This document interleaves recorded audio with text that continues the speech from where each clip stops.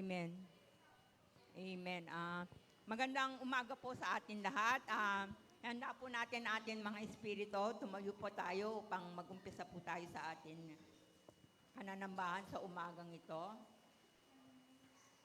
O Ama namin Diyos, maraming pong salamat muli sa araw na ito na may pagkakataon kami na manambahan, magpuri, magpasalamat, magbalik po ng kapurihan sa pangalan ninyo. Salamat po unang-una sa amin natapos na Sunday School na nagkaroon po kami muli ng kalakasan ng aming mga espiritu. Marami po salamat sa buong isang linggo na dumaan, Panginoon, na iningatan nyo kami. Hindi nyo kami pinagkulang, Panginoon, pagkus pinaranas mo po sa amin ang kasaganahan. Kaya nga, Panginoon, sa araw na ito, sa umagang ito, nakahanda po ang bawat isa sa amin. Handa po kaming magpuri, handa po kaming kumanta, handa po kaming sumayaw, handa po kaming magbigay ng aming mga kaloob, handa po kaming makinig, at handa po kaming tumanggap ng mga pagpapala ninyo. Ihanda nyo nga po ang aming mga puso, patawarin nyo kami, Panginoon, at nagbabalik kami sa inyo ng lahat ng kapurihan sa pangalan po ni Jesus. Amen.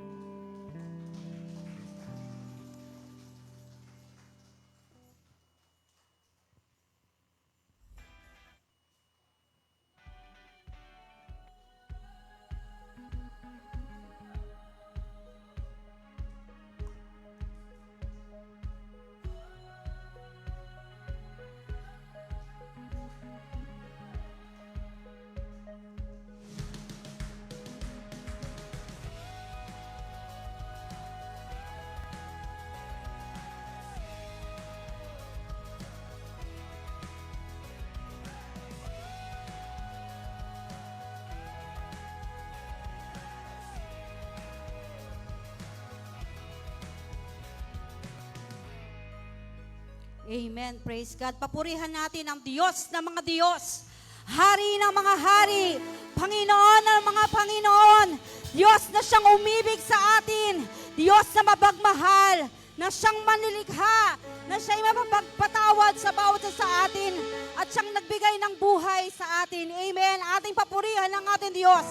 Karapat-dapat kang papurihan, Panginoon. Tanggapin mo, Diyos, sa mga papuring ito ng aming alay ngayong umagang ito. Amen. Praise God! Amen. Ikaw, O Diyos, ang hari ng mga hari na karapat-dapat na purihan.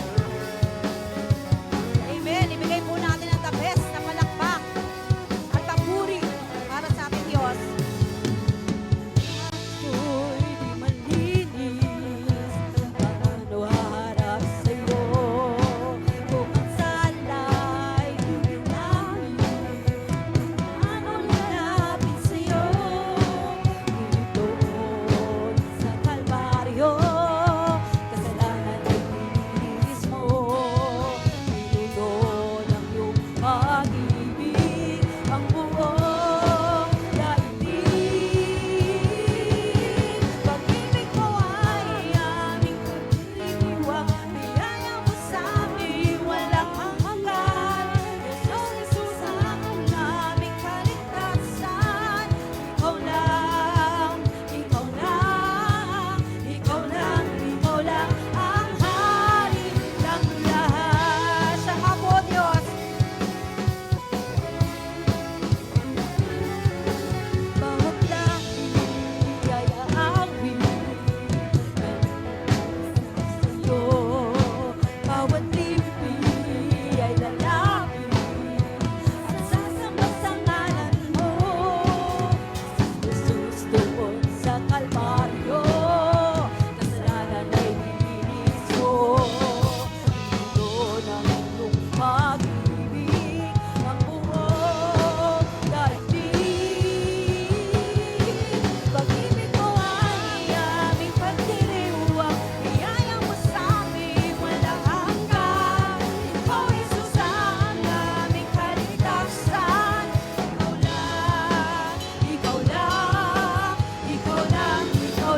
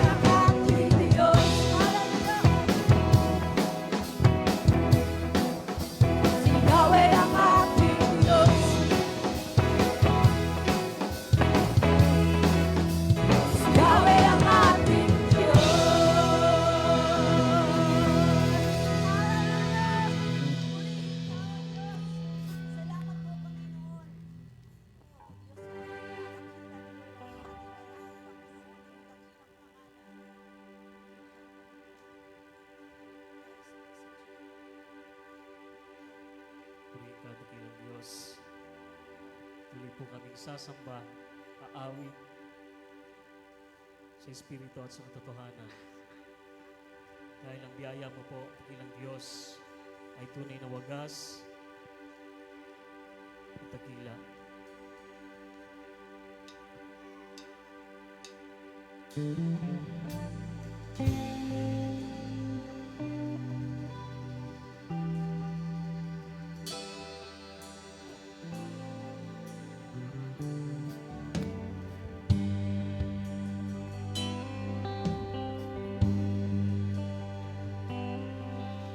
Pag-ibig mo, walang hanggan. Sa puso ko, ika'y nananahan. Tapatan mo, walang kapantay. Kabutihan mo, saganang tunay. Pag-ibig mo, pag-ibig mo, walang hanggan. Sa puso ko, ika'y nananahan. Kapatan mo, walang kapantay. Kabutihan mo, saganang tunay. Amen. Puso'y umaawit sa pagsamba.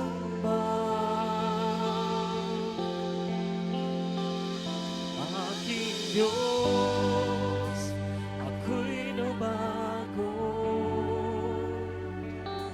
Ang biyayang taglay ng pag-ibig mo, O Jesus, galak ko'y lubos. Buhay mo'y inalay upang sa'yo'y mabuhay. Pagsamba ng puso ko'y alay sa'yo, aking Diyos.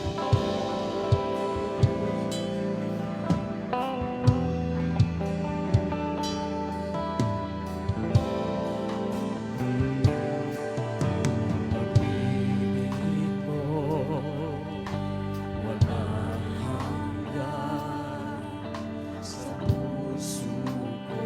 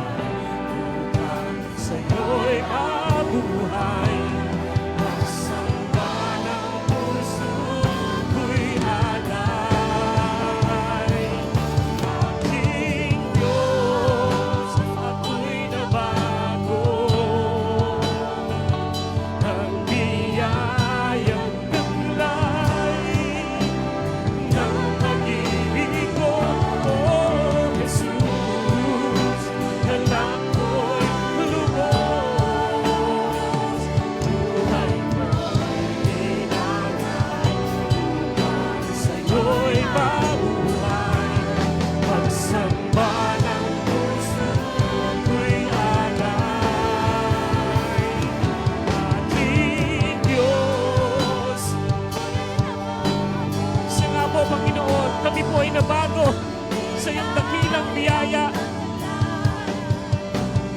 ng pag-ibig mo, O Jesus. Dalang ko'y lubos, buhay mo'y dinalain, sa'yo'y mabuhay. Ang samba ng puso ko'y alay, magsamba ng puso, magsamba ng puso ko'y alay, magsamba, magsamba ng puso ko'y alay, sa'yo aking Diyos. Hallelujah! Kahit kailan di ka nagkulang, biyaya mo sa akin laging laan. Ang pag-ibig mo sa akin walang hanggan, ibig mo ako noon pamahal. Kahit kailan di ka nagkulang, biyaya mo sa akin laging laan. Ang pag-ibig mo sa akin walang hanggan, ibig mo ako noon pamahal. Sa uling pagkakataon, kahit kailan di ka nagkulang, biyaya mo sa akin laging laan. Ibig mo sa akin walang hanggan, ibig mo ako noon pamahal.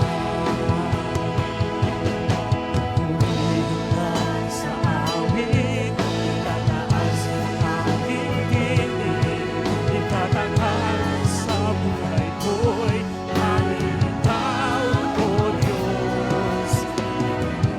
Sa kalangitan, iyong kalwalhatian, ang dahilan mo'y di mapapantayan. Pupurihin, purihin sa awit, tataas ang aking tinig, itatanghal sa buhay ko'y tanging ikaw, O Diyos. Sa kalangitan, ang iyong kalwalhatian, ang dahilan mo'y di mapapantayan.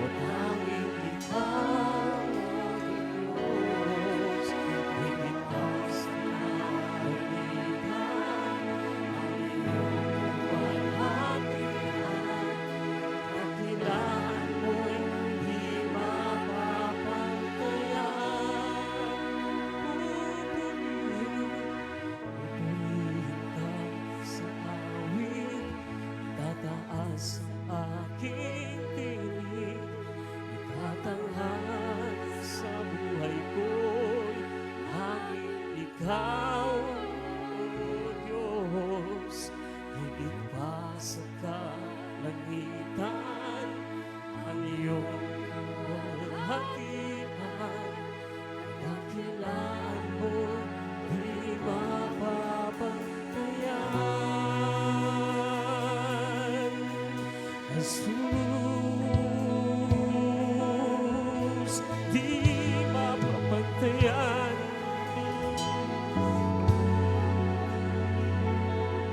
Kadakilaan mo, Diyos, higit pa sa aming buhay, Panginoon.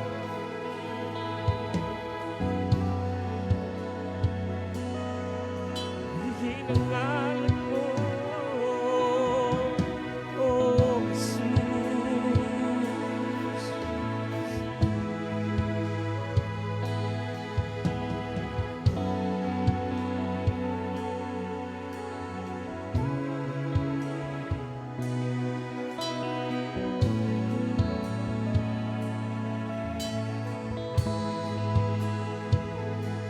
Dakilang Diyos, hindi po kami magsasawa na purihin ka, sambahin ka, Panginoon, sapagkat deserve mo, dakilang Diyos, ang aming mga papuri, pagsamba sa iyo. Panginoon, ikaw lamang ang aming sinasamba, dinadakila, tinataas sa aming mga buhay, at wala nang iba, Panginoon. O Diyos, patuloy ka namin mapapurihan sa aming mga buhay, sa aming mga buhay bilang mga anak mo, dakilang Diyos. Patuloy ka namin maranasan sa aming mga buhay, O Diyos. Salamat sa iyong dakilang biyaya. Salamat sa iyong walang hanggang pag-ibig sa bawat isa sa amin, O Diyos. Panginoon, amin na pong ibinabalik ang karangalan, kapangyarihan na nararapat lamang sa iyo, O Diyos. Purihin ka, sambahin ka. Ito po ang aming pinakamataas na papuri at pagsamba sa pangalan ni Jesus. Ang lahat po ay magsabi ng Amen, Amen.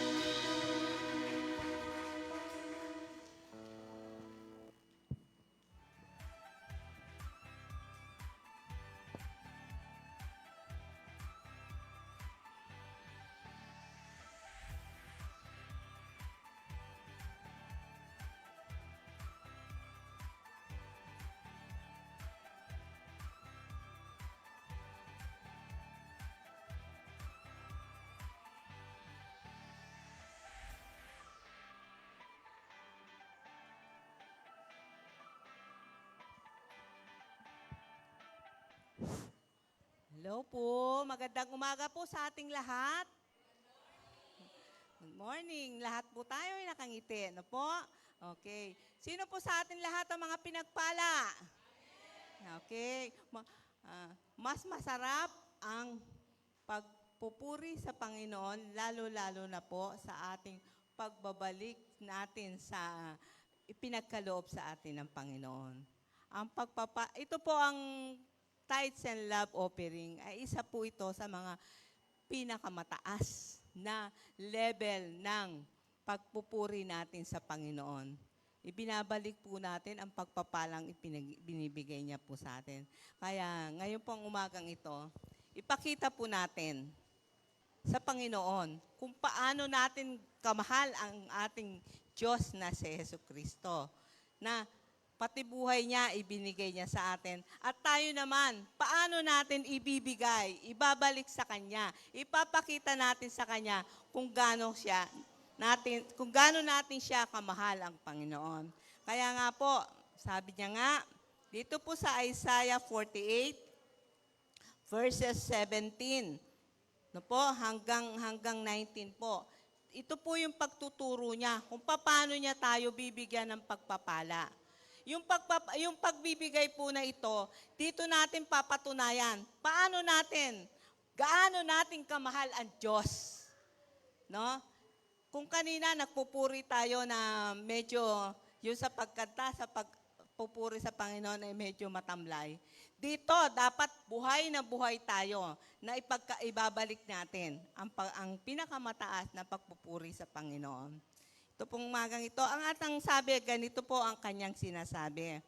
Ganito ang sabi ng banal ng Israel, ng Panginoon mong sa iyo'y tumubos. Tuturuan kita para ka umunlad. Tuturuan daw po niya tayo. Tingnan niyo po kung gaano niya tayo kamahal, ano? Tuturuan niya pa tayo kung paano tayo umunlad. Papatnubayan kita saan ka man pumunta. Kung sinusunod mo lang ang mga utos ko. Yun ang gusto niya, sumunod tayo sa utos niya. Di po ba? Ang sabi niya nga, obedience is better than sacrifice. Sunod tayo sa utos ng Panginoon. Pagpapala sana'y dadaloy sa iyo parang ilog na di natutuyo ang agos. Tagumpay mo sana ay sunod-sunod, parang dating ng alon sa dalampasigan. Ang lahi mo sana'y maging sindami ng buhangin sa dagat at tinitiyak kong hindi sila mapapahamak. So, yun ang turo ng Panginoon. Sundin natin ang turi ng Panginoon. Napakita natin sa Kanya kung gaano natin siya kamahal upang tayo ay maging isang matagumpay, maunlad, sabi niya nga. Yung yung sabi niya nga ay pagpapala sana'y dadaloy sa iyo parang ilog na di natutuyo ang agos. Pero sa ngayon nga po, nakikita natin, natutuyo ang ilog. Pero hindi matutuloy yon. Dahil nakikita ninyo, umuulan na. No? Hindi hahayaan ng Panginoon na lalong-lalo na ang kanyang mga anak, na lalong-lalo na yung mga anak niyang tapat na sumunod sa kanyang salita. Dahil tayo ay mga anak ng Diyos at gusto ng Diyos ay maging isa tayong cheerful giver. Hindi yung napipilitan. Sumusunod lang dahil kailangan sumunod. Hindi. Susunod tayo dahil mahal natin ang Panginoon. Amen po ba? Okay. Ngayon pong umagang ito, tayo po ay magpasalamat at hilingin natin ang patuloy na patnubay ng Panginoon. Aming Diyos na makapangyarihan sa lahat. Jesus na aming sinasamba at pinupuri. Maraming pong salamat sa pagpapalang ipinagkakaloob mo sa amin. Salamat po at patuloy mo kaming pinapatnubayan, O Lord Jesus. Salamat po at nandirito kami sa iyong harapan upang ipakita kung gaano namin ikaw kamahal, O Diyos. Salamat po at hindi mo pinababayaan ang bawat isa sa amin dito. Salamat, Panginoon, sa mga ina na nandirito na naging binigyan mo ng maraming pagpapala, O Panginoon. Salamat po, Panginoon, at binigyan mo kami ng Espiritu. Espiritu na mapagmahal, sumusunod sa iyo, sa iyong kagustuhan, O aming Diyos. Salamat, Panginoon, at wala po kaming karamdaman. Alam ko, ikaw ang aming great healer, Panginoon. Ang aming great provider, O Lord Jesus. Ito po ang aming samot dalangin sa mahal naming Panginoon na si Kristo. Amen.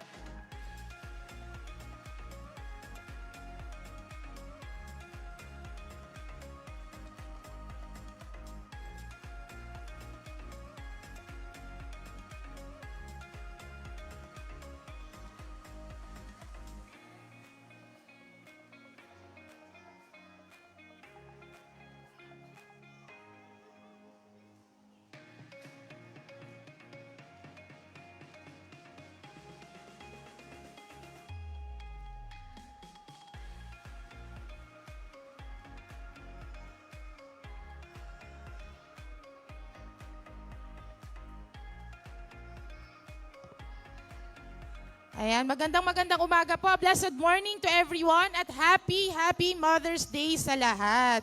Ayan, lahat po kayo naku-curious ano to. Ayan, tigyawat lang po yan. Ayan, baka kasi naninibago kayo, new look, diba? Ayan. Sige po, dahil po Mother's Day ngayon, syempre, nais din natin magpasalamat sa ating Panginoon kasi syempre kung hindi niya tayo binayayaan ng ating mga mabubuting nanay, baka wala na tayo ngayon dito, di ba? Sila yung mga nagsama, nag-aruga, nag-share ng Word of God sa atin. Ayan. So, para po sa araw na to, meron tayong mga special number na mapapanood from Little Lambs at sa ating mga kabataan dito sa Christ-Centered Life City Church. So palakpakan po natin ang kanilang mga pinractice, ayan, ang kanilang pinrepare para po sa inyong mga nanay. Sige po, palakpakan po natin si Lord.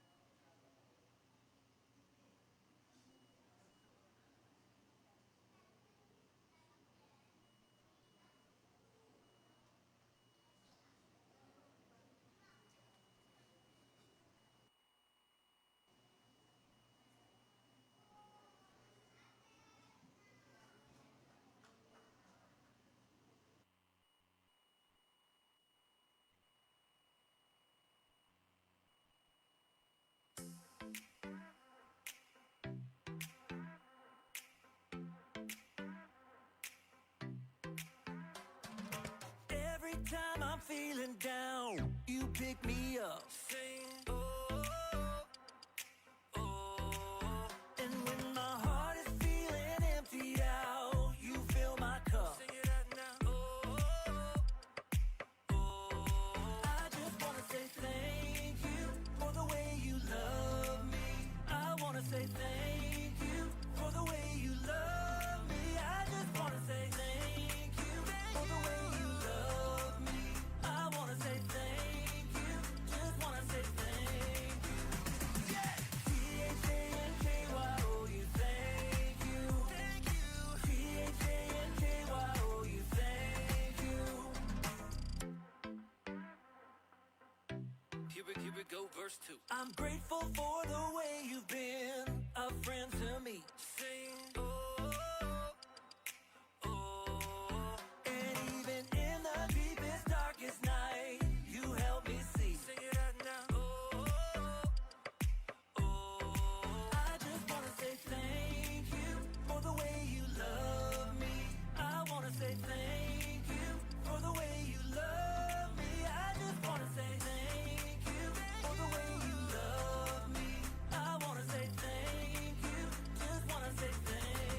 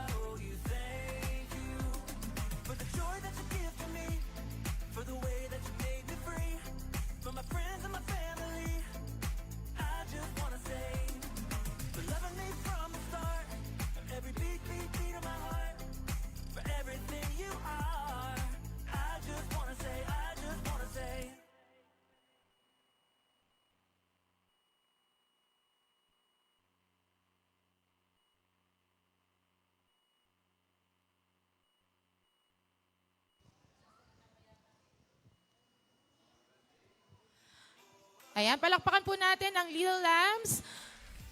Kasama ang kanilang mga teacher. Medyo na kanina pa po daw po kasi sila nagpa-practice kaya naubos na yung energy.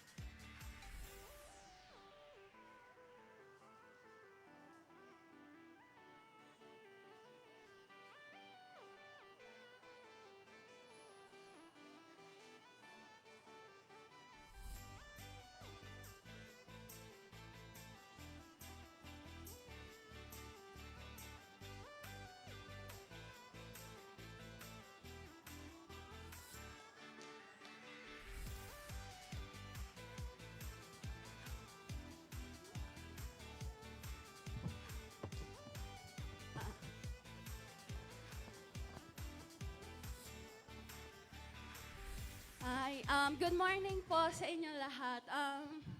Kami lang po ang representative ng youth. Sobrang dami po kasi namin. Pero sana po, hindi sana.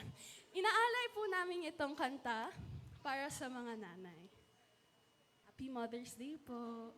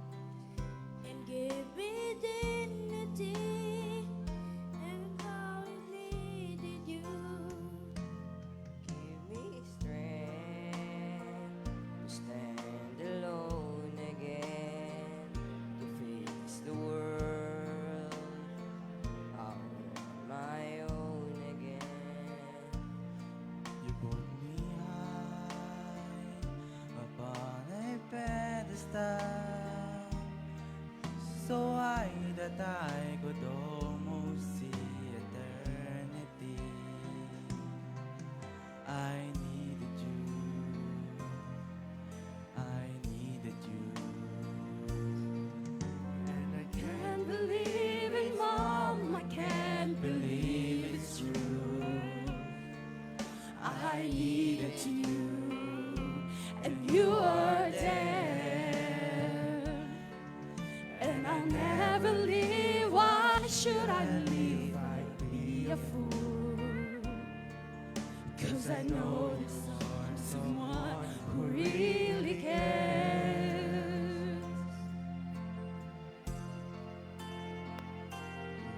My hand when it was cold, when I was lost, you took me home. You gave me hope when I was at the end, and turned my lies back into truth again. You even guided me, Mom. To stand alone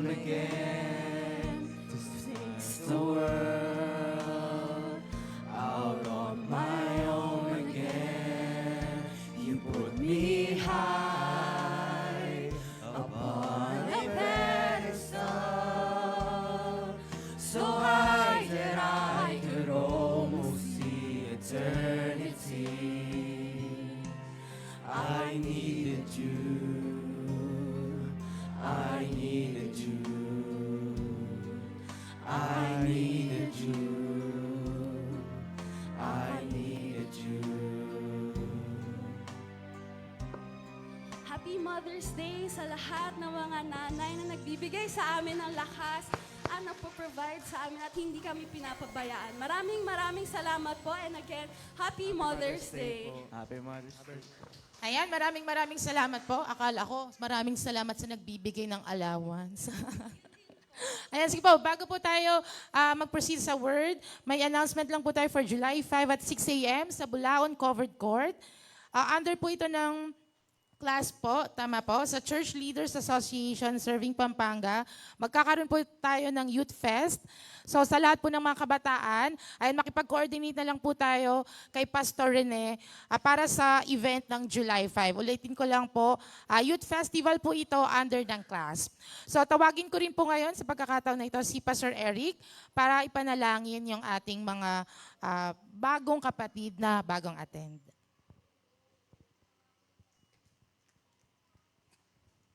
Salamat po. Pagpalang umaga po sa bawat isa at sa lahat ng mga dakilang nanay. Kami po ay nagpupugay. Kaming mga anak po nyo. Mga Happy Mother's Day po sa inyong lahat. Basahin na lang po ninyo yung Proverbs 31:31, yung mga karapat-dapat na papuri, pagpupugay ay dapat po ibigay sa kanila. Amen. So sa umaga pong ito ay nais po nating i-welcome ang ating pong mga bagong dalo, mga bisita po. At pag tinawag po natin ang kanilang pangalan ay kung maaari po ay pakitayo po at ipapanalangin po namin kayo. Si J.R. Saliut. J.R. Ayon. Sa purihin ng Panginoon. Sige po. At si Danny Gallardo. Danny Gallardo. Pwede po andito po ba? Si Marlon Tenorio. Ayun, purihin ng Panginoon. Sige po, pagpipurin namin kayo mamaya. At si Miko Estavillo. Ayun. Then si Jokel Rodio. Ayun. Puro mga lalaki Michael Pasqua. Ayun.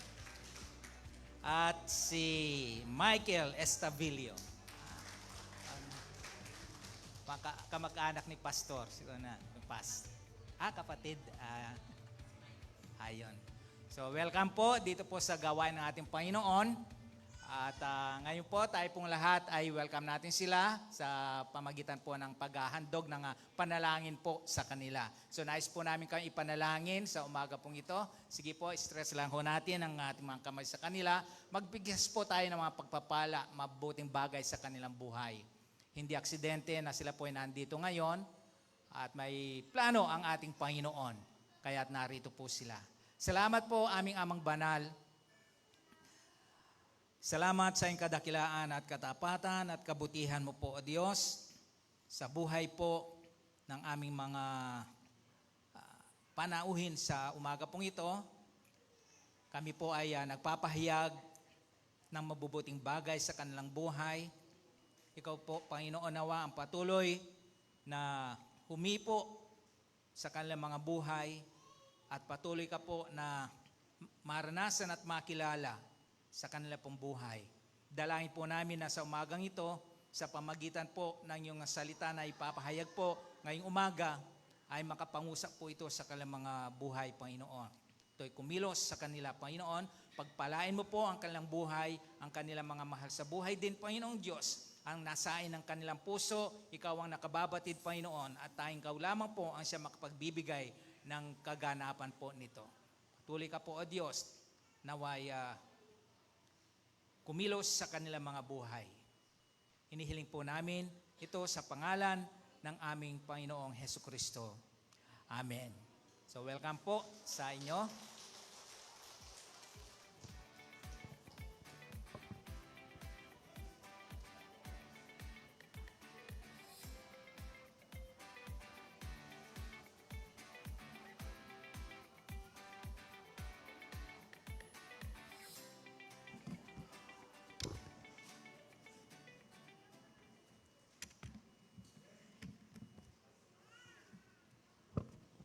Magandang umaga po sa bawat isa.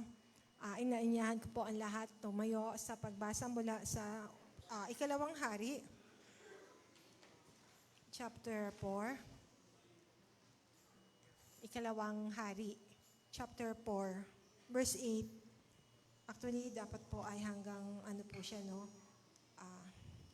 37, pero hindi ko na po tatapusin yung buong chapter.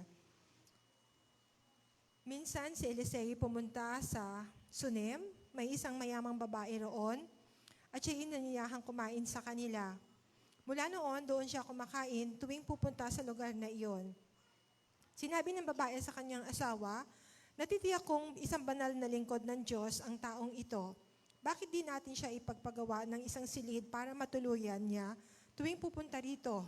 Bigyan natin siya ng higaan, mesa, upuan at ilawan. Isang araw, bumalik nga roon si Eliseo at doon siya nagpahinga sa silid na inihanda para sa kanya. Tinawag niya ang katulong niyang si Gehazi at sinabi, tawagin mo ang babaeng Sunamita. Tinawag nga nito ang babae at di nagtagal ay dumating ang babae. Sinabi niya sa kanyang katulong, sabihin mong pinapasalamatan natin ang pagpapagawa niya ng tuluyan nating ito. Itanong mo kung ano ang maitutulong natin sa kanya bilang ganti sa kabalahan niya sa atin. Baka may gusto siyang ipasabi sa hari o sa pinuno ng hukbo. Wala kayong dapat alalahanin. Nasisiyahan na po kami sa pamumuhay dito sa piling ng aming mga kababayan, sagot ng babae. Pagkaalis ng babae, tinanong ni Eliseo si Gehazi, ano kaya ang matutulong natin sa kanya? Sumagot si Gehazi, wala po siyang anak at matanda na ang kanyang asawa. Tawagin mo siyang muli, utos ni Eliseo, kaya't bumalik ang babae at tumayo sa may pintuan. Sinabi sa kanya ni Eliseo, 1 taon mula ngayon ay mayroon ka ng anak na lalaking kakalungin. Sinabi ng babae, mahal na lingkod ng Diyos, wag na po ninyo akong paasahin. Purihin po ang pagkabasa ng salita ng Diyos. Sandali po tayo manalangin. Lord, salamat po sa pagkakataong ito na kung saan ay may ipapahayag ang iyong mga salita. Buksan mo, Panginoon, ang aming mga puso, ang aming mga pandinig, ang aming isip upang tanggapin ang mga salita mo. At ito, Panginoon, ay aming i-apply sa aming pong pamumuhay. At lubos namin maunawaan ang mga plano mo, lalong-lalo na ang mga pagkakatawag niyo po sa amin. Sa pangalan po ni Jesus, Amen. Maaari na po kayong makaupo. At manatili po tayo sa presensya ng ating Panginoon sa umagang ito. So, pinamagatan ko po ito ng the Shunammite woman's faith.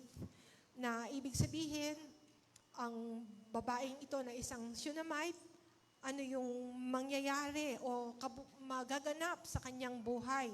So, yun po. Pero prior po doon kanina, natutuwa naman ako na nakita yung mga maliliit na bata, no? Siguro, pag-iisipan natin, sino-sino yung mga nakita natin. Kung ititrace nyo yung mga mukha nila, unang-una, nakita ko po doon si Kagawad. Kitang-kita ko po yung doon sa dalawang bata. Talagang kamukhang-kamukha ni Kagawad yung dalawa. Pangalawa, nakita ko po doon si Cherise. Doon sa isang anak niya na nandito sa harapan din. Si Brother Sao, no, nakita ko, tapos medyo natakpan si Lily, no. Talagang hindi nyo, kahit siguro sa nyo dali ng mga batang ito, marirecognize nyo, ay, parang nakita ko na ito. So, talagang kitang-kita po yung itsura po nila ay nagpapakita kung saan sila nanggaling. So, salamat po sa mga performance ng mga batang ito at sa mga guro na nagbigay ng panahon. So, bago po yun, ini-encourage din po namin ang mga magulang. Sa baba po kasi, 3 division na po ang klase ng mga bata. Doon po sa 4 to 6, tapos 7 to 9, and 10 to 12. So, meron na pong mga 3 guro na talagang sinisikap po nila na maturuan ang mga bata natin. At for the past mga several weeks, ay nagkaroon po ng mga training. So, galing pa po ng ibang bansa at local din po, na-equip po yung mga teachers natin. So, alam ko po na handang-handa po ang mga teachers po natin. So, ito po sa 2 Kings, ito po patungkol, nais ko na rin pong batiin ng mga nanay, Happy Mother's Day, a day to celebrate and honor our mothers, lalong-lalo na po sa mga nanay na nag-impluwensya ng mga magagandang bagay. At talagang makikita natin na yung nagbigay ng impact sa buhay ng mga anak ninyo, na talagang nakita yung lahat ng mga pagsisikap nyo na eto na yung bunga ng mga maraming mga sakripisyo, maraming panahon na halos kokonti lang yung tinutulog ninyo sa buong magdamag kasi kinabukasan maagang-maaga kayong gigising. I do know na marami pong mga nanay dito nakakapag-relate po doon na maaga kayong gumigising. Bakit? Hindi para sa sarili ninyo, para sa buong pamilya, para sa asawa, at para sa mga anak ninyo. Sino pong mga gumigising dito ng 4:00 ng madaling araw? Ayun, okay. Konti lang, mukhang konti lang yung mangilan-ngilan lang yung 4:00, ha? 5:00. Konti lang din, 5, o 6. Nahiya. May tatay na 6. 7. 8. Naku, sarap nyo naman. Ang sarap naman, no? Kung ang gising nyo, 6, 7, 8, sana all. Sana ganun ang mga gising namin na 6, 7, 8, tapos yung iba 9 pa. Naku, talagang ang sarap ng buhay nyo. Para na kayong mga reyna, no po? Pero sa marami po dito, ang gising po namin halos 4, 5. Ako, napakadalang kong gumising ng 6, 7. Napakadalang po. Ang talagang gising is 4, 5. So, nakita niyo po na umpisa pa lang, mga nanay, napakalaki nung role na ginagampanan ninyo sa buhay ng inyong mga anak. Kayo po yung talagang humuhulma doon sa kanilang mga patutunguhan. So, meron pong isang kilalang tao, ito po sa Amerika, sabi po niya, all that I am, lahat ng patungkol sa akin, all that I am or hope to be, yung mga gusto niyang mangyari, inaasahan pa niyang mangyari sa buhay niya, I own to my angel mother. Sino kaya ito? Ito po sa Amerika. So sabi niya, all that I am or hope to be, I own to my angel mother. Ito po yung isang presidente. Okay, siguro alam niyo na yon, dahil siya isang presidente, siya po ay si Abraham Lincoln. So, ina-address po niya, ina-attribute po niya sa kanyang angel mother. Lahat ng mga na-attain niya sa buhay niya dahil sa kanyang nanay. Next, ito naman kilalang-kilala din when it comes to parang sa Christianity, world of Christianity. Sabi niya, all that I have ever accomplished ulitin ko ng all that I have ever accomplished, I owe to my mother. Lahat daw ng mga na-accomplish niya sa kanyang buhay ay utang niya ito sa kanyang nanay. Ito po ay si Dwight Moody. Okay, so yun po ay sa sa Christianity, Christian realm. So, nais ko pong bigyan ng konting summary. Yung kwento po dito ay tumakbo patungkol po sa buhay ng isang well-off mother, well-to-do nanay na may kakayahan, may sinabi sa buhay. Tapos, pagkatapos noon, ipinanganak ang kanyang anak, the birth, and then death, nag-resurrect. At afterwards, yung testimony ng nanay nito tungkol doon sa kanyang decisive decision, determine, talagang maayos at walang pagkakamaling mga pagpapasya na ginawa niya sa gitna ng mga crisis sa buhay niya. At nakita rin natin yung kapangyarihan ng Diyos sa pamamagitan po ni Prophet Elisha. Sa Tagalog po ay Eliseo. So, actually, nauna po si Elijah, tapos after po ni Elijah, pumasok po si Elisha. So ito po yung mga great prophet po at nangyari po ito sa lumantipan na kung saan hinigitan po ni Prophet Elisha yung mga ministry, mga miracle na ginawa ni Elijah. Hinigitan po niya ito, hindi lang doble, higit pa. So, meron ding isang kwento po during the French Revolution, isang kwento patungkol sa isang nanay. Meron po siyang 2 anak, tapos dahil revolution po ang nagaganap sa kanilang bansa, ang ginawa po ng nanay, nagtago po sila sa gubat, sa kakahuyan. Nagtago po sila, tapos after 3 days, meron pong mga sundalo na dumaan po dun sa forest na yon. At narinig ng nanay yung paglakad ng mga sundalong ito, at dali-dali silang nagtago ng kanyang mga anak. Dahil gumagalaw po yung mga dahon doon sa lugar na kung saan nandun ang nanay at yung 2 bata, tinungo po ito ng sergeant at nakita niya ang mga gutom na mga 3 tao.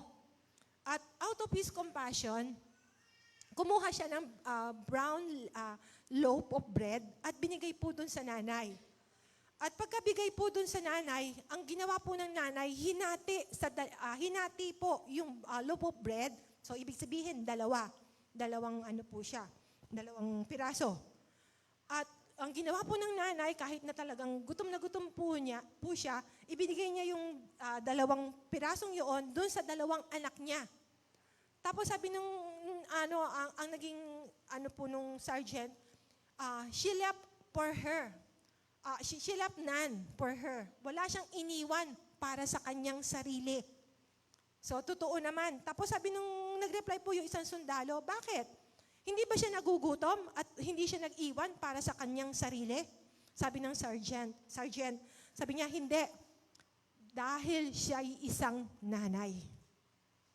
So siguro po sa mga nanay na nandito, nakikita ninyo, nakakapag-relate kayo, yung tunay na puso ng isang nanay. So again, gutom siya, gutom na gutom, kasi 3 days na yung pangyayari.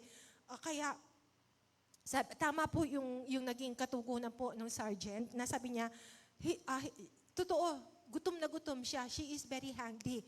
But she done these things because she is a mother.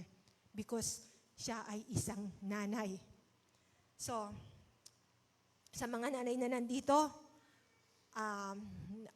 sobra po yung paghanga po namin sa inyo, po, mga nanay. And others here, they don't have mom. So, katulad ko po, at marami po yung mga kapatid natin, wala na pong mga nanay sa mga panahong ito. At others ay wala na rin pong mga tatay. So, kami po ay nakikipag-simpatsya sa inyong mga kalagayan. Pero ang mga nanay inyo na nandito pa, later, we need to be thankful. We need to be very appreciative of all the things they have done for us. Na minsan, lahat ng sisi minsan, nanay. Pero, yung sarili natin, nakita ba natin yung sarili natin? Do we done our part? Or we just give all yung lahat ng sisi doon sa nanay? Samantalang, sabi ko nga kanina, ang daming nanay gumigising ng 4:00. At isang nakakatuwa sa mga nanay, napakagaling when it comes to cooking. And I don't know kung makakapag-relate dito yung ibang mga kabataan, mga bata na nandito. Yung isang ulam, tapos may sumobra, anong tawag natin doon? Pangat. Ayun, tama. Pangat na. Nagiging pangat po yung mga tira-tirang pagkain natin sa bahay. Kasi nagagawa ng paraan ng nanay at with all the parang elaborate na pagandang presentation, ihahapag ulit sa ating lamesa. Pangalawang ulam na yun. Pero isa lang yung pinanggalingan noon. Kasi ganoong kahusay ang ating mga nanay. Kaya minsan parang pareho lang nun lasa, pero iba yung presentation. Ang ganda sa amin noon, Kasi ako po, parang medyo maselan ako Hindi ako kumakain ng tira ayoko ng tira. Minsan kahit tira ng anak ko, hindi ko kayang kainin Ganun ako Pero si Pastor, dahil siya yung parang galing siya sa mahirap na yung mahirap na buhay na talagang lahat pinapahalagahan. Kaya sa kanya yung tapon ng mga tira-tira. Kaya kahit pangalawang ulam, pangatlo, okay lang sa kanya. Walang reklamo kasi ganun din naman yung mga tatay. Alam nila yung hirap din bilang mga ama na being a provider. So, I will be giving you dalawang dito definition. Yung Shunem tsaka yung Shunammite. Itong Shunem, ito po yung palagi ang pinupuntahan po ni Prophet Elisha. Every time na magkakaroon po siya ng mga public ministry, every time na siya po ay probably meron siya mga pangangaral na gagawin, pagpapahayag ng salita ng Diyos, from Mount Carmel, pupunta po siya ng Shunem. Shunem was a city in the tribe of Issachar. Sa Joshua chapter 19 verse 18 po yun. That lay on the road between Samaria and Carmel, a road that Elisha often traveled. So palagian daw na ito yung pinupuntahan ni Prophet Elisha. Tapos ang distance po ng Carmel to Shunem is at least 40 kilometers. Malayo-layo, ano po? Nung panahon po, during that time, wala pa naman pong mga sasakyan, di ho ba? Lang yon, lakad. Tapos kung meron kang kaya-kaya sa buhay, probably meron kang donkey, sasakay ka sa donkey mo. Pero kung wala, as in lakad po yun. So, again, sabi po dito, a trip by donkey will take at least 6 hours. 6 hours. Siguro nung panahon na wala pa yung mga dito, Exitex, mga kung ano-anong mga mabilis na highway dyan. From Balintawak to Baguio, 6 hours? 6 hours po ba nung wala pa yung mga mga highway? So probably ganon, po, 6 hours. Mahabang travel, pero by bus na po yun. Pero ito, by donkey. So imagine, yung mga sakripisyo, talagang, yung parang patience po ng nanay na ito na ginawa, na makikita natin later. So, Shunammite never named. Hindi siya binigyan ng pangalan dito po sa 2 Kings. Described as well-to-do. A woman of means, may sinabi. So, meron siyang, ibig sabihin, di ba, pag may sinabi, may kakayahan, well-off, maganda yung kalagayan sa buhay. Kasi meron sinabi ang taong ito. So, taas ang kamay ng mga may sinabi dyan. Huwag kayong mahiya, okay lang po. Kasi i-honor ng Lord yung yung heart natin. Sino po lahat yung mga may sinasabi sa buhay?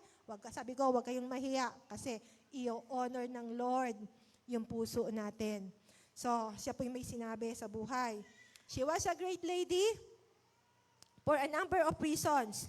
She was full of faith and good works and had a great deal of love and respect for the teaching of the word which is seen in her hospitality. So, napakaganda po ng puso ng babaeng ito. Very hospitable po siya na nung siguro nasa mataas na lugar yung kanyang bahay, kaya every time na dadaan itong propetang ito kasama yung kanyang servant, natatanaw niya, nakikita niya. Kaya minsan ay sinabi niya sa kanyang asawa, I know, this is a man of God. Na-recognize po niya, na-discern niya na ang taong yun ay isang lingkod mula sa Diyos. Kaya dito po, through hospitality, she discerned and recognized that Elisha is a holy man of God. So, na-recognize niya, na-discern niya, na ito ay lingkod ng Diyos. At hindi lamang po yun. She helped out of reverence for God. Nagbukas siya ng kanyang puso, nagbukas siya ng kanyang tahanan, dahil meron siyang pagkatakot sa Diyos. Out of her reverence to God, ay inoffer niya ang kanyang hapag lang table. Kasi in-invite niya ang lingkod na ito, dito ka kakain sa aming tahanan. At hindi lamang nagtapos po doon sa pagkain sa kanilang tahanan, kundi sumunod po doon ay in-approach niya ang kanyang asawa at sabi niya, I know that this is a man of God. let us make a room for him and for his servant. Na every time na sila magpapasa lugar na ito, they could rest and even stay here for an overnight. At hindi lamang po yun. Maglagay tayo ng lamesa, maglagay tayo ng candle, kung saan magkakaroon ng ilawan, at iba pang mga primary na pangangailangan niya. So, she helped out of reverence for God. She served without expectation.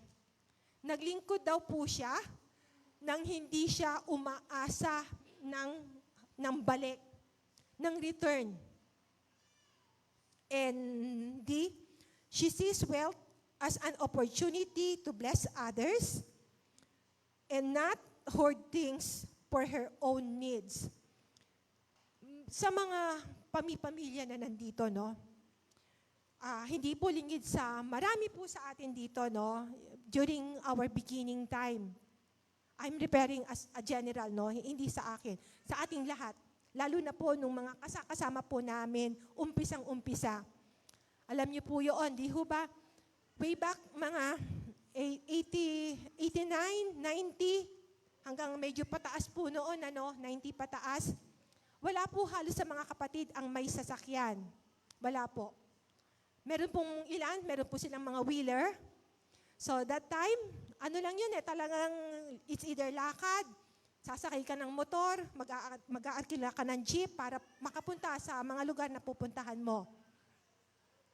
At nasabi ko nga ito noon, noong mga panahon na yon, dito po bago po mag-Vista Mall, meron pong parang mga mga gawaan ng parang furniture o mga woodcraft, di ho ba? Ang marami po dito, hindi na nila alam ang kusot. Taas ang kamay ng hindi alam ang kusot. Taas po ang kamay. Alam niyo ba sino nakakaalam ng kusot? Taas ang kamay ng nakakaalam ng kusot. Ayun, meron din. Sino ang hindi alam ang kusot? Taas ang kamay. Okay. So, kasi nung panahon na yon, nag-uuna-unahan kami, pagkuha ng kusot, yun po yung paraan na kung saan nagluluto kami.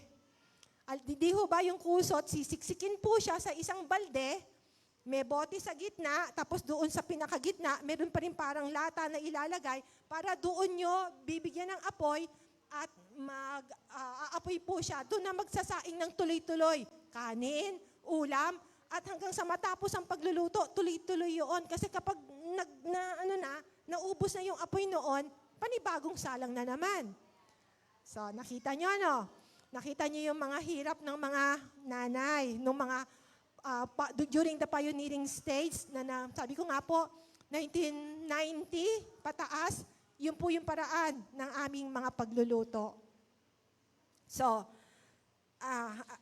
dun po sa true hospitality, now, as we recognize, as we discern that these people are a man or a woman of God, alam ko po na once na gumawa tayo ng mabuti sa kanila, ang ganti ay ibabalik ng Diyos sa atin. Actually sa Matthew po, meron pong po doon. Sabi ng Panginoon, nagtatanong yung crowd, kailan namin ginawa yan sa iyo, Panginoon? Kasi ultimo yung binisita nyo ako, nag-offer kayo sa akin ng maiinom, pinatuloy nyo ako sa inyong mga tahanan, nag-offer kayo ng damit sa akin, binisita sa prison, etc. Sabi ng mga crowd doon, and even the disciples, Lord, kailan namin ginawa sa iyo yan? Hindi nila ma-recall eh. Sabi ang reply, kapag ginawa nyo ito sa least, doon sa pinaka mga mababang tao for the least person you done this, ay ginagawa nyo ito sa akin. So, ano man po yung mga ginawa natin ito, nag-offer tayo ng tubig, pinatuloy sa kanilang tahanan, sabi ng Panginoon, ginawa natin ito sa Kanya. So, ganun po kaganda ang puso ng babaeng ito. Okay, so true hospitality, and next, taking care of. Ito po yung naging ni Elisha, dahil sa kagandahang loob na ito ng babae, ng Shunammite woman, parang ganito, no? Sa maraming kaabalahan namin sa iyo, paano kami makagaganti? So, alam ko po, minsan naaabala tayo, no? Ang dami nating mga naaabala. Pero alam ko, in one way or another, ang Diyos po ang siyang ang magbabalik ng lahat ng ito. Actually, sa Psalms, di ho ba? Ang pagpapautang, pagbibigay sa mga mahihirap, actually, pagbibigay sa mga mahihirap, pagpapautang sa Diyos. Gumawa kayo ng mabuti, lalo na po sa mga walang kakayahan na magbalik sa inyo ng mga magagandang bagay na ginawa nila. Sabi po, ito ay pagpapautang sa Diyos. Sinong may utang sa inyo? Yung tao? O yung ang Diyos? Ang Diyos. Sinong sisingilin nyo? Yung tao o ang Diyos? Ang Diyos pa rin. So kapag gumawa kayo, no, hindi naman immediately, parang sisingilin mo ang Lord. Lord, ito ginawa ko kasi parang naman yun, hindi maganda in the sense na parang meron tayong 1.2, 3, 4, Lord, ito na yung mga nagawa ko. Hindi po. Parang i-remind lang natin, Lord, alam mo yung puso ko. Basa mo ang puso ko. Basa mo ang kaisipan ko. Kaya kapag panahon na parang naman, kung parang kailangan na natin ng yung parang tulong mula sa Diyos, hindi tayo mahihiya na approach God boldly, di ba? We could approach Him boldly. Kasi alam natin yung katayuan natin sa harapan ng Diyos eh. Kaya again, yung true hospitality ito, alam ko po na once na ginawa natin ito, hindi natin ginawa para sa tao, nagtitiwala tayo na ang Diyos ang magbabalik sa atin, ang Diyos ang gaganti sa atin. I'm sure na we could come boldly to God and say, Lord, basa mo ang puso ko. Basa mo ang lahat-lahat sa akin. So, again, taking care of. So, sa maraming kaabalahan, sabi, ito po yung parang naging takbo ng kwento. Sa maraming kaabalahan na ginawa namin sa iyo, paano ka namin gagantihan? So, ito po si Elisha. So, ABC. Prophet Elisha desires of returning favor. Nais po ng propeta na balikan ng pabor ang babae. A sort of parang out of his deep appreciation and thankfulness, gusto niyang gumante. Mainam po ngayon, di ho ba? Very thankful tayo, very appreciative, na kahit na liit-liit na bagay na ginawa sa atin, manumang bang, salamat ha, dahil naalala mo ako. Salamat doon sa tulong mo. Salamat kahit na sa maliit na bagay ay hindi mo ako nakalimutan. At ito yung maganda.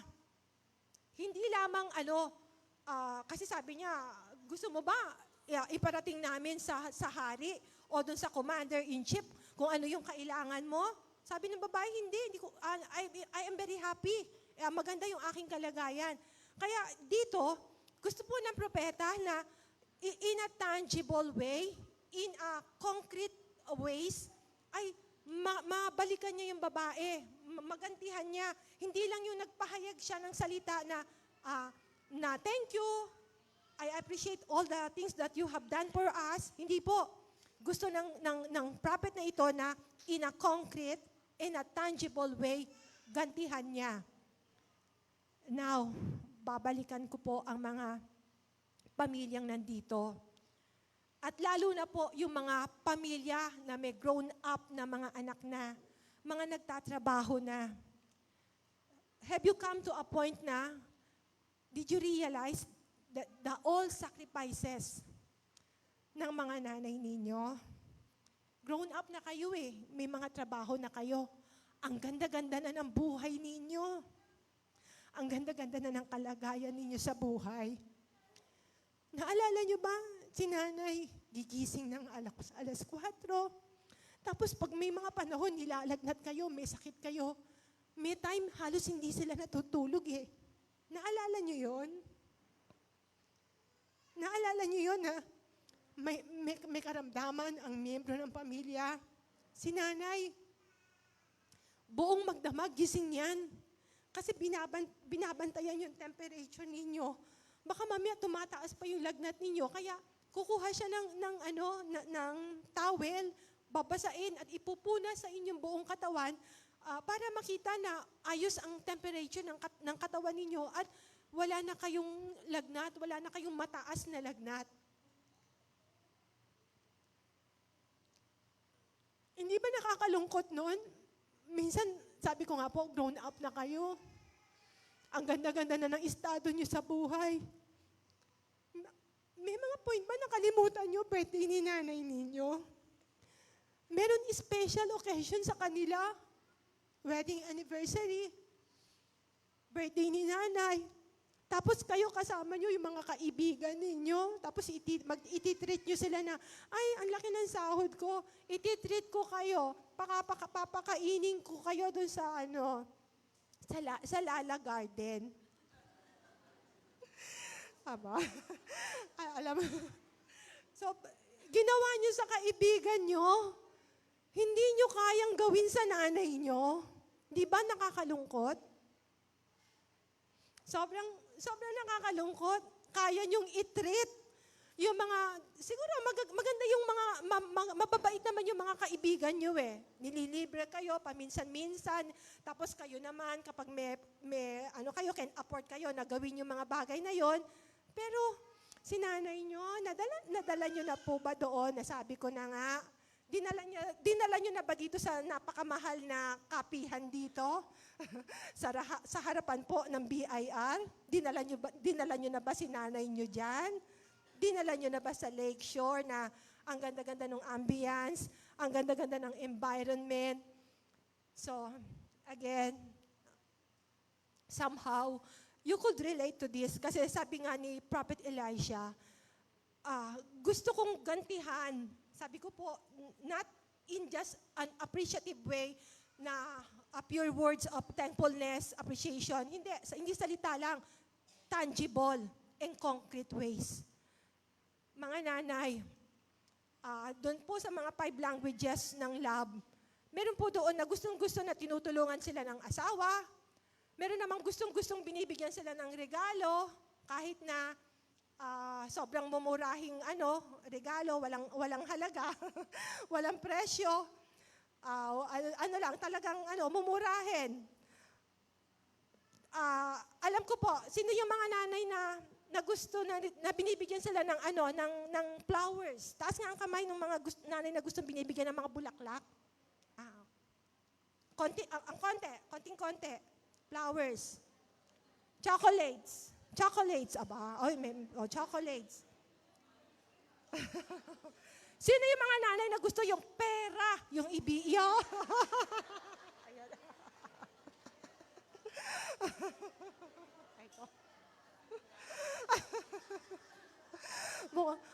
Wag naman kayong hindi naman tayo magmumukhang pera, no po? Hindi naman tayo, practical lang po, practical. Practical lang si nanay, hindi siya mukhang pera. Bakit? Ang mahal po nung mga bouquet na flowers, magkano po presyo nun? Magkano sa Jen? 1,500, 2,000? May tataas pa?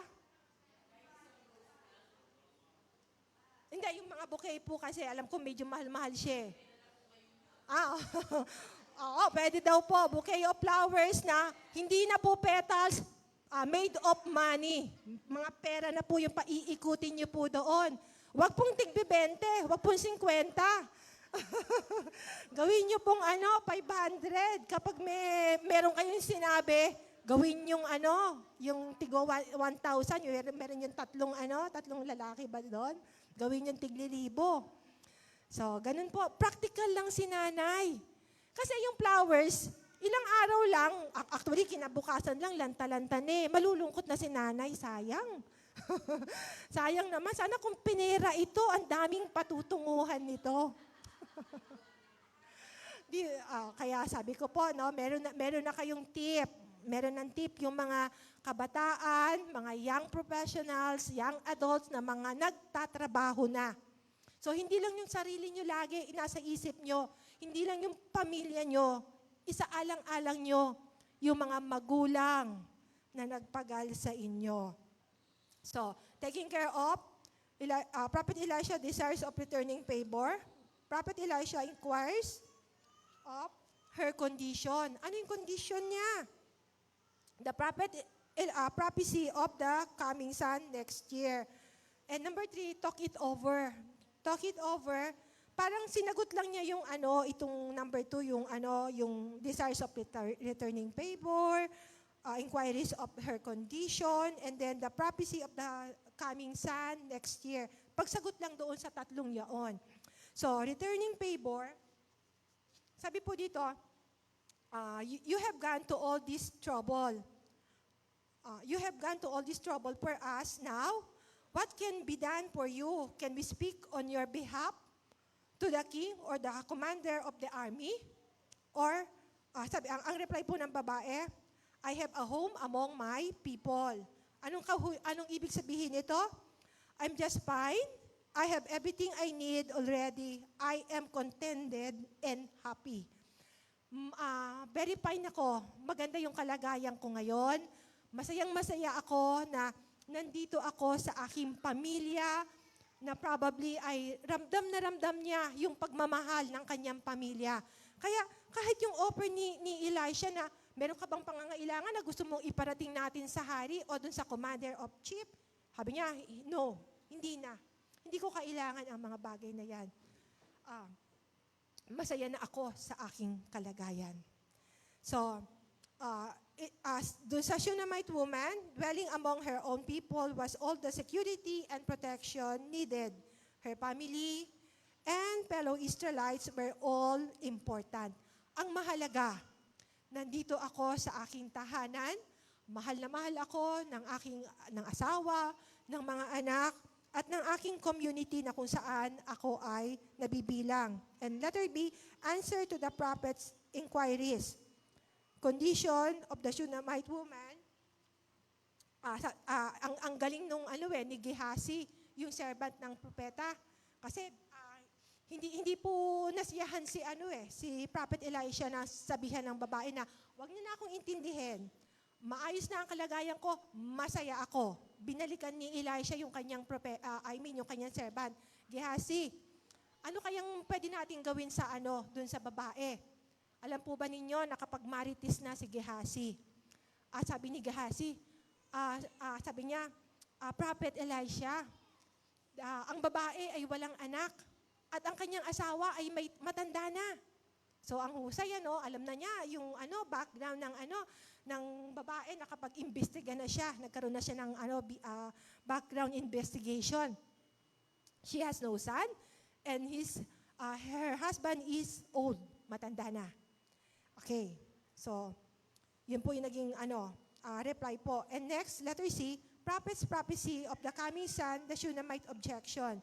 So sabi ng propeta, doon sa babae, pinatawag niya ulit sa susunod na taon, sa halos ganitong buwan, meron ka ng baby sa iyong mga kamay. Sabi ng babae, no Lord, no my Lord. Hindi. Parang something na ganito, wag mo akong paasahin. Kasi dito sa kalagayan niya, parang iniisip niya na at my age and my husband is old, tapos magkakaroon pa kami ng anak, wag mo na akong paasahin pa. Okay. Please, man of God, don't mislead your servants. So, actually, this was not a doubt. Just the reaction of a hidden pain. Meron palang natatagong yung sakit sa kanyang kalooban. Hidden pain, unexpressed before, and have brought out in the possibility that perhaps it could yet happen. So minsan ang daming mga pain sa puso po ng nanay, sinasarili lang natin. Parang wala nang gulo. Wala nang usapan pa. Sinasarili ng mga nanay yung mga pain na ito sa kanilang mga puso. Meron pong isang istorya, meron dalawang magkapatid. Bata pa yung mga magkapatid na ito, dalawa. Ah, dahil mahalagang okasyon, meron po silang daladalang napakagandang halaman nakalagay sa isang paso lamang sa kanilang nanay. Ini-offer po nila ang halaman na ito sa nanay. Tapos with a sad face, doon sa mas nakakatandang kapatid, sabi niya, Nanay, ito lang ang pwede naming ibigay sa iyo, yung halaman sa paso. Kasi pumunta kami doon sa flower shop, hindi namin kayang bilhin yung flowers na meron ribbon. Napakamahal nung flowers na may ribbon at nakalagay po doon sa ribbon na yon, RIP. Rest in peace.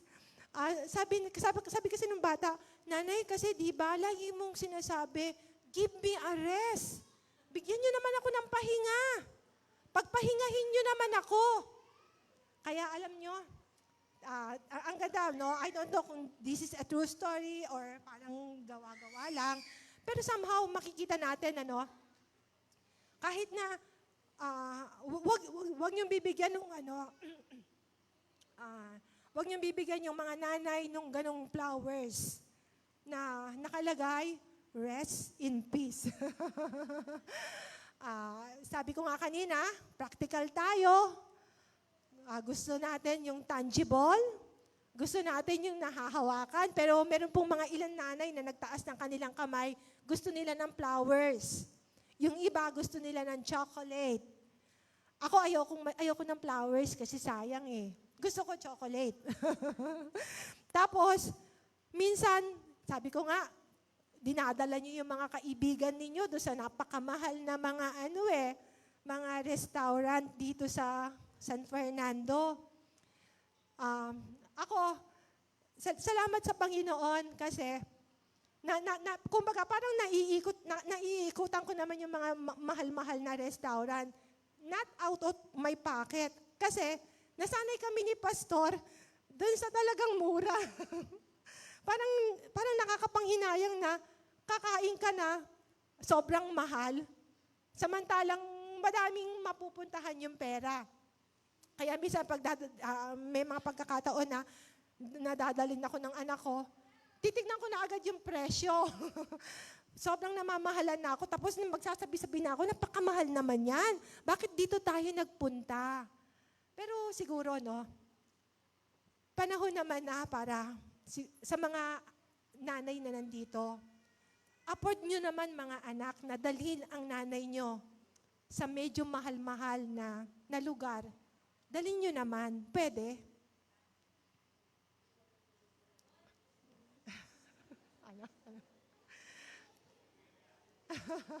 Wag doon sa tusok-tusok. sawa na kami doon sa tusok-tusok na enjoy namin yung mga tusok-tusok na yon at talagang sarap kami doon sa sausawan ng mga fishball, ng mga kikiam, ng mga yung squid ball. Enjoy namin yon. Paminsan-minsan, kung may kakayahan kayo, pakiusap, dalhin ninyo ang nanay nyo. Last year, I have given the privilege na makarating po ng ibang bansa. Pero way back, siguro mga 15 years ago, meron isang kaibigan na sabi niya, pag-pray mo naman, yung maigo ko yung kasi siya sa sales ng mga lupa. Ipag-pray mo naman, ma-hit ko, kumbaga maituloy yung yung project. O di nag-go. Dinala po niya ako sa Hong Kong. I think that was 15 years ago. Pero may sakit na po nun si Pastor, inalaw po niya akong makasama doon kasi libre. Ang nakakalungkot po, wala akong pocket money. Pero may isang kapatid, siguro alam ng kapatid na ito, pero nasa Hong Kong na po ako nun eh. Sabi niya, Sister Vicky, meron po akong $100. Kaya lang, paano kaya? Siguro pagbalik nyo na lang yung mga gagamit nyo. Salamat sa Panginoon, yung mga parang isip natin na, gusto kong ganito, pero on your own, hindi nyo kaya eh. And probably at that time, hindi yun yung mga priority. Hindi ito yung mga pangunahing pangangailangan. Meron pang mas mahahalaga. Pero salamat sa Panginoon na may kapatid na nagkaroon ng pasanin na generous heart na nagbigay ng $100. Ako po, siguro alam niyo naman yung buhay ko, no? Kahit na ako po yung youngest sa family, kahit na ang gaganda ng buhay ng kapatid ko, ang kuya ko, siya yung nakakaalala sa akin, bibigyan ako ng mga branded na sapatos, anything na branded na sapatos, branded na t-shirt, kapag dumarating siya, bibigyan niya ako. Yun yung pasalubong. Pero never na nalaman nila, meron akong pupuntahan na ibang lugar. Never na, Vic, eto ang pocket money ko sa'yo. Hindi po, never na nangyari yun. Maliban doon sa isang kapatid ko, ito yung DJ ko na every time na birthday ko o kaya Christmas, ipapadala na agad yun yung mga $100, $200 sa akin. Vic, maaga pa lang, gusto ko ma-enjoy mo na ang Christmas mo. Unlike yung iba, yung dalawang mas matatanda, sabi ko nga, mas magaganda yung buhay nila, nakabase sa ibang bansa, naikot na ang buong mundo. Never na, naalala ko na, Vic, magpapadala ako ng pera sa'yo, pocket money mo. Never. Pero somehow, in other way, ang Diyos po ang gumagamit ng ibang tao. Sabi ko nga po, last year I have given the privilege na isang pamilya po yung nag-aya sa amin na pumunta po ng ibang lugar. Actually, nakabook na kami during pandemic time, Dubai. Pandemic time po parang 2021. Pero since mahirap po noong mga panahon na yon, di ho ba? That time, napakahigpit pa po ng gobyerno, either galing ng ibang bansa, pupunta dito, o kaya galing dito sa Pilipinas, pupunta ng ibang bansa. Pagtungo mo po doon, o kaya pagtungo mo dito, dadaling ka sa mga isolation places, o kaya iho-hotel ka. At yung iba, gastos po nila. Ang iba, gastos po probably ng kumpanya o ng gobyerno. Either way, ganun po Kaya napakamahal. So sabi po ng kapatid, i-cancel na muna natin yung ating na-book going to Dubai 2021 kasi mahal at hindi rin naman kami makakaikot, hindi kami makakapasyal. So 2023 December 31 po yun. Kasama ko po si Jess. Si Jess ay first time po niyang matatatakan ang kanyang passport. So, medyo pare-pareho kaming kinakabahan kasi first time po niya. Tapos international, hindi po, hindi naman local international. So, nag-iisip na kaming ni Jess, nag-iisip kami, if ever na ma-denied siya, paano siyang uuwi ng Pampanga? Kasi 31 po paano na yun, gabi na. Paano siya uuwi dito? Wala nang mga bus. So yun, parang dalahin ko pa rin. So salamat sa Panginoon na aprubahan kami pare-pareho. Medyo nagtagal ng konti sa kanya, madaming mga tanong, yung ano pa tawag doon, yung costume, daming tanong. So naaprubahan. So salamat po sa Lord. Yung sabi ko nung unang trip ko, Hong Kong, probably 15 years ago, ala akong mga pocket money. Hindi ako naalala ng mga kapatid ko. As in, wala talaga. So, salamat dun sa kapatid na talagang nagbigay ng pocket money, $100, at yung nag-sponsor sa akin, papunta po ng Hong Kong. So, yun po, going to Dubai, ang ganda-ganda ng lugar nila. I think, ewan ko nung last week o nung the other week, nung nandun po ako sa bahay, yung mga anak ko, kasi yung aming, yung door namin, glass po yun papunta ng kitchen. glass door siya. Mga ilang taon na, naglagay po sila ng parang mga dinidikit na mga na lugar yun. Nakita ko yung ang ginawa ko kasi nakita ko may mga half moon. Sabi ko, ay, Muslim yan. Pinaggugunting ko po yung mga half moon para hindi siya maging Muslim. Tapos tinitigan ko last time nung nandun nga ako sa bahay. Sabi ko, Dubai yan ah. Samantalang noong December nga, yung pribileyo ko na makarating po doon sa Dubai, ipinaranas ng Diyos sa akin na makatungo ng Dubai. So, salamat po. Maraming salamat. Una sa Lord, dun sa mga kapatid na mga nagtiwala na generous enough na inimbita kami, sinama kami doon sa lugar. At we enjoy so much. Though, sabi nga, Dubai is yung parang, anong tawag doon? Mahal, sobrang mahal. Napakamahal po. Hindi halos ako makakain.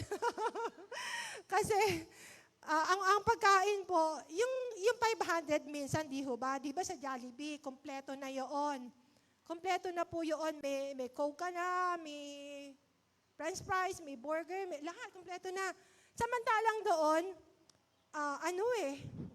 500 o 1,000?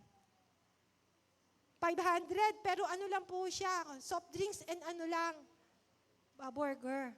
So imagine, 500 pesos, kakainin mo ganun lang, soft drinks and burger, 500 pesos. Kaya, pero salamat po, naikot po namin. At ang napakaganda yung birds, birds? Khalifa. Birds Khalifa po. Para makarating ka po doon sa 24th floor. Pero actually, 140 tapos 160. Sinerch ko po sa sa Facebook. 140, 160. Pero hanggang doon lang po kami sa 124th. It took us, alam po ninyo, can you guess how many minutes? Going to 124 floor. Doon sa mga kasama ko, huwag kayong maingay. ilan minute po kaya para makarating nyo yung 124? Sakay kayo ng elevator. You can guess. Ilan minutes? 10? 10? 30? Ang tagal? Naku, lupay-pay na kami. Labas na yung mga dila namin. No.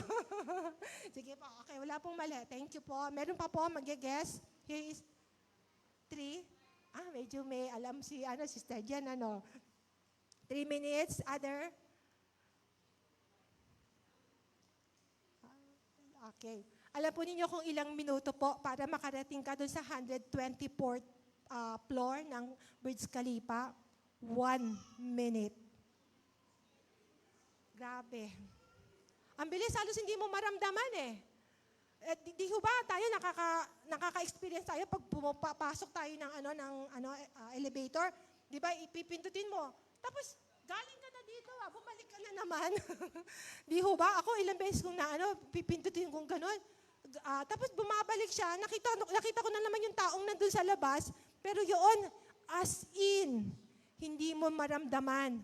Imagine, yung takbo ng di ba, ng relos na tik na, tapos pagdating ng 60 seconds, 1 minute, handong ka na sa 124th floor.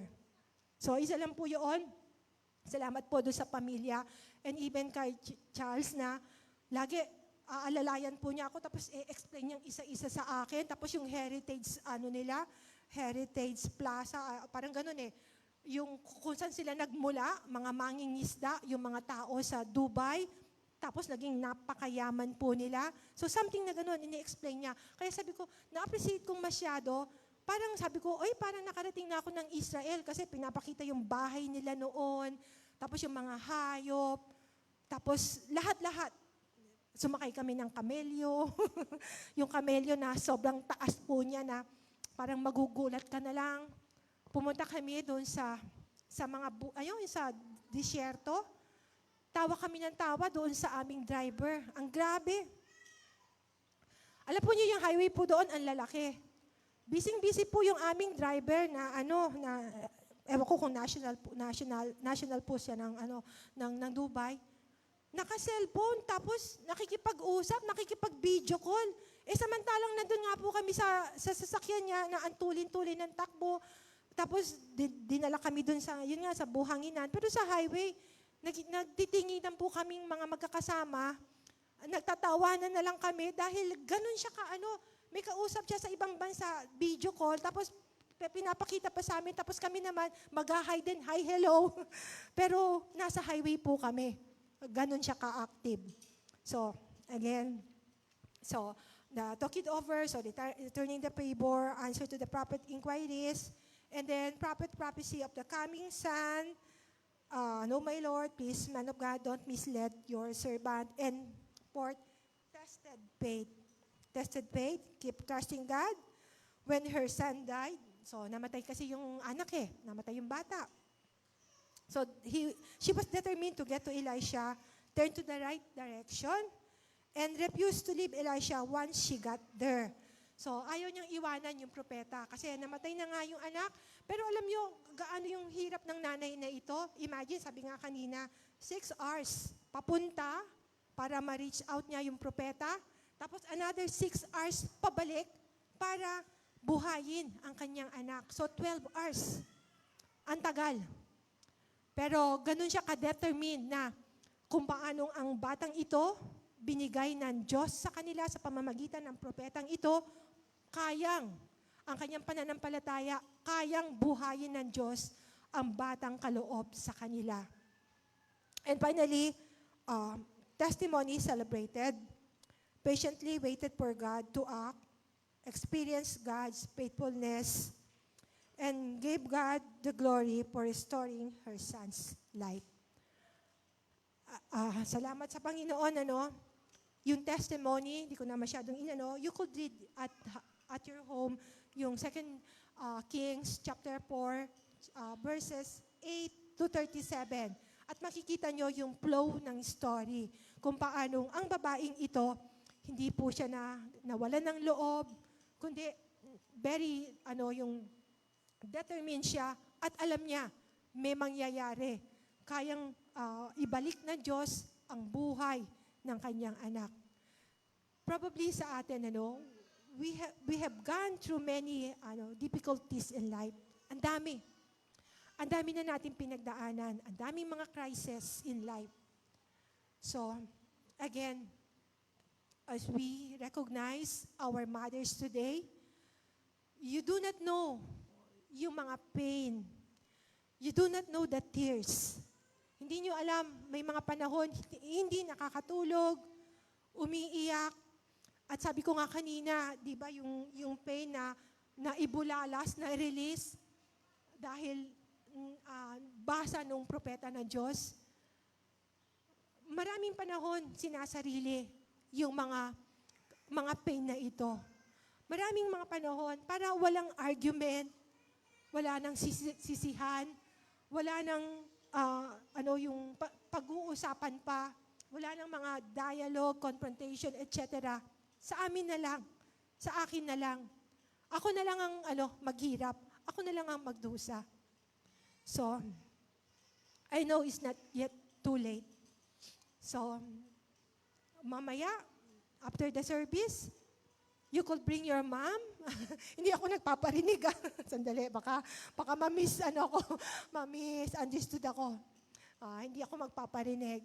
Mamaya, I don't know kung ano yung gustong-gustong gawin ng inyong nanay. Hindi ko alam kung ano yung gustong-gusto nilang ma-accomplish sa buhay nila. Sa mga anak na nandito, at kaya nyo naman na, you have all the time in the world.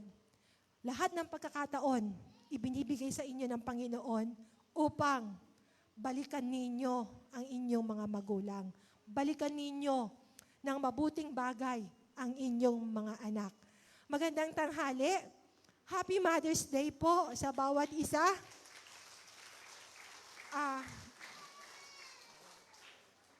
Siguro po, ipagpe-pray na lang ang mga nanay. Sinong pwedeng mag-pray sa ating Can we call one of our pastor para ipanalangin ang mga nanay natin?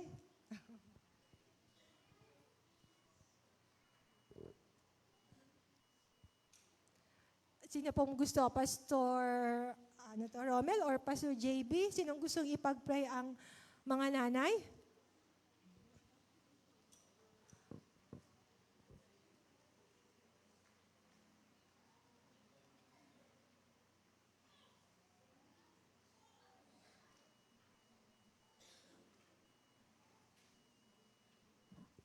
Hindi naman po sa walang may gusto mag-pray. Hindi na po namin lang sino mauna. But, of course, we want to recognize and honor the mothers. So, sabi nga po sa utos ng Panginoon, honor your father and your mother. So, sa mga tatay po, next month po, no? Happy day muna po tayo ngayon. But for the mothers, mari po bang tumayo?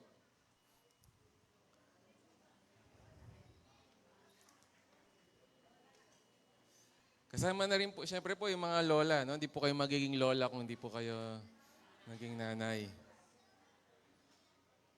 Ayan po. So, majority po ay mga nanay and we thank and praise God for the lives of the mothers. At maari po ang the rest ay itaas po natin ang ating mga kamay and let's pray for them. Ama naming Diyos, pinupuri ka namin sa umagang ito. Nagpapasalamat kami sa pagkakataon na kami inyong pinagpala, Panginoon. O Lord, more than giving us a mother, you have blessed us with godly mothers. Panginoon, kami ay nagpapasalamat sapagkat una, pinagpala niyo po ang aming mga ina. Nagsilbi po silang channel of blessing so that their children would also be blessed through their mothers. And the family would be blessed through these mothers, O Lord. We thank you for giving them strength. Mahirap po ang isang ina, maging isang ina, nakikita po yan ng mga anak, ng mga asawa, Panginoon. Kaya't nagpapasalamat kami sa kalakasan at sa katalinuhan, Panginoon, sa pangangasiwa, sa pag-manage, Panginoon, sa finances, sa pagpapalaki at pagdidisciple ng mga anak, Panginoon. We thank you, O Lord. And we pray as well, Father, for us here sa mga iba na may mga nanay na hindi pa po nakakakilala sa aming Diyos, sa inyo, Panginoon, kay Jesucristo. Lord, we pray that you bless them as well. We pray na ang mga anak o mga asawa na mananampalataya ang siyang gamitin mo, Panginoon, upang makakilala ang kanilang mga nanay sa inyo. Panginoon, isang napakalaking pagpapala kung paanong nakita mo na pangangailangan ni Adan. Hindi nakita ni Adan, Panginoon, ngunit ikaw ang una nakita at ikaw ang nag-provide. Magbigay ng isang asawa at ina, Panginoon. Lord, as you have also promised through child rearing, the mothers, O God, will be saved. Their role is very important, O Lord. Father, we thank you and praise you. Lord, we pray that you bless them and you continually give them strength as you have mentioned in Proverbs 31. Hindi po, Panginoon, sa mga pisikal na kagandahan lamang, kundi yung kalooban na nagtatapat sa inyo, Panginoon. May you bless them, may you bless their households through them, O God, as their children and husbands are witnesses, Panginoon, on how they have been faithfully serving you and their family, and how you have been faithful to the mothers, O God. Lord, higit sa lahat, ikaw nawa ang mapurihan. We honor our mothers because we honor you, O God. Father, we pray na patuloy gamitin mo ang lahat ng mga ina, even with other churches, O Lord, as they disciple their children, biological or spiritual, Panginoon. Lord, we thank you for this morning. We thank you for this service. We thank you for your word, for the Shulamite woman, O God, who have supported your faithful servant. And in return, you have blessed this wife, this mother, O Lord. Father, we pray for this coming week, Panginoon, that you would give strength to everyone as we temporarily separate and go apart. Lord, dinadalangin din po namin na for those who would be celebrating this lunch or this dinner, may you always be honored, O God.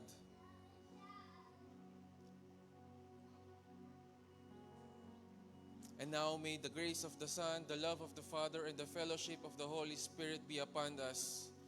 And all who have been blessed with godly mothers, and all who are praying for their mothers to know Christ, say amen.